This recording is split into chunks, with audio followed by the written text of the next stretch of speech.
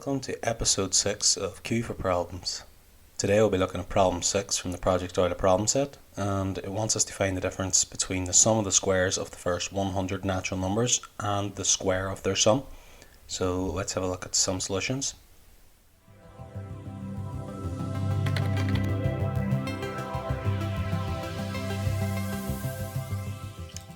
So we'll use the numbers from 1 to 10 to build up our solution, then we'll extend to the 100.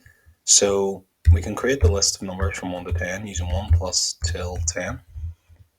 We can then find the square of each of these by timesing this list by itself. So this does it in a pairwise manner. So 1 will be times by 1, 2 will be times by 2, 3 by 3, etc.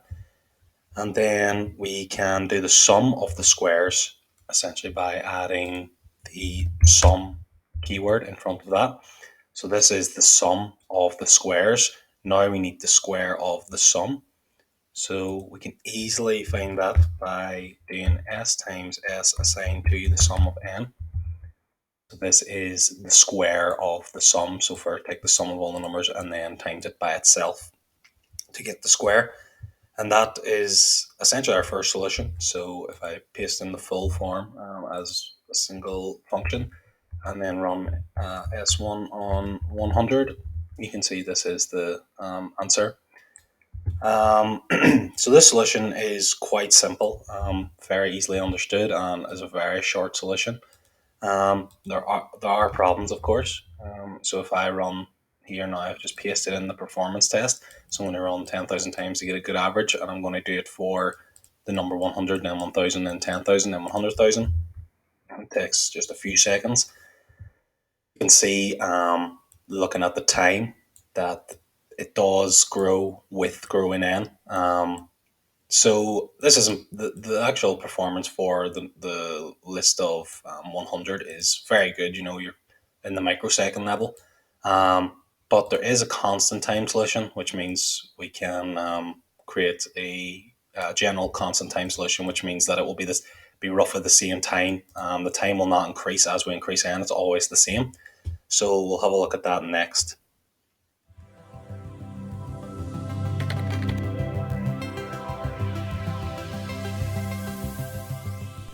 So here we have two formula.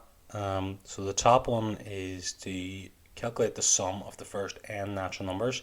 So you can see that it's simply just n times n plus 1 over 2.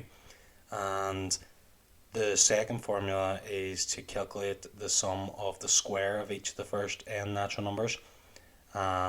So you can see the proof derivation of these two formula in the notes on the GitHub, but yeah, we'll just simply here be implementing these formula to calculate our sums.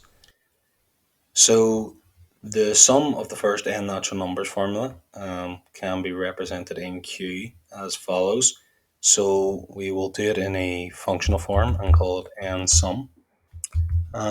So the formula was x plus 1. So here we're just using x instead of n. And remember, this was times by n, so x times, and we had to divide the whole thing by 2, so we just do 0.5 times, because multiplying by 0.5 is usually slightly faster than dividing by 2. And the sum is always going to be a whole integer, but because we multiply by a floating point number, it will change the whole thing to a float, so we want to just cast that back to a long. And that's simply it. The nice thing about this is it will actually work on multiple values. So if I do 10 and 100, you can see here this actually gives me the nice sums of those values. So the second formula that we need to implement is the sum of the first n squares. So this one is very similar, but it's just slightly more complicated. So if I just call this n2 sum for the square of the n's, and essentially it will be, we're going to be dividing, so we're going to use the div by 6. So the reason here is because we can't just do like we did with the 0.5 multiply, because when you divide by 6, that's not as easy to represent as zero point 0.5 when you're dividing by 2. So we have to actually just do the normal division here. It's a lot easier. Um, so then the actual thing that we'll be dividing will be x times, and then in parentheses, 1 plus 2 times x, and then that will be times x plus 1. So if you compare this to the formula, you'll see that this is what's on the top of the fraction, and then at the bottom is 6. So if I define that, and then um, this also works on multiple values, so I can do 10 and 100. You can see this gives me those sums as well. So by combining these two formula, I can arrive at my solution too. So what we're doing here is doing the square sum, or the sum of the n squares, and then we're also doing the square of the sum. So this will do the sum of the first x values, and then we just take two of them and do the product to get the square. So it's just times that by itself. So if I run that and then do S2 on 100, you can see that agrees with the answer that we had before.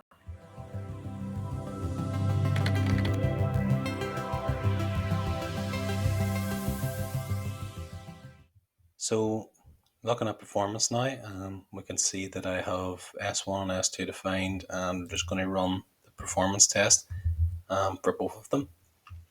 And you see here, when we look at the actual problem, which was for the argument of 100, S1 is slightly better in terms of time. However, we can see the constant performance of S2 for each of the numbers. You can see the memory is always the same, and the actual time is almost always the same as well. The fluctuations just based on what's going on in your operating system at the time, but you can see it's very, very close, whereas the higher numbers for S1 increase of n. So yeah, that's everything for problem 6. Please post your solutions, ideas, comments below, and yeah, thanks for watching.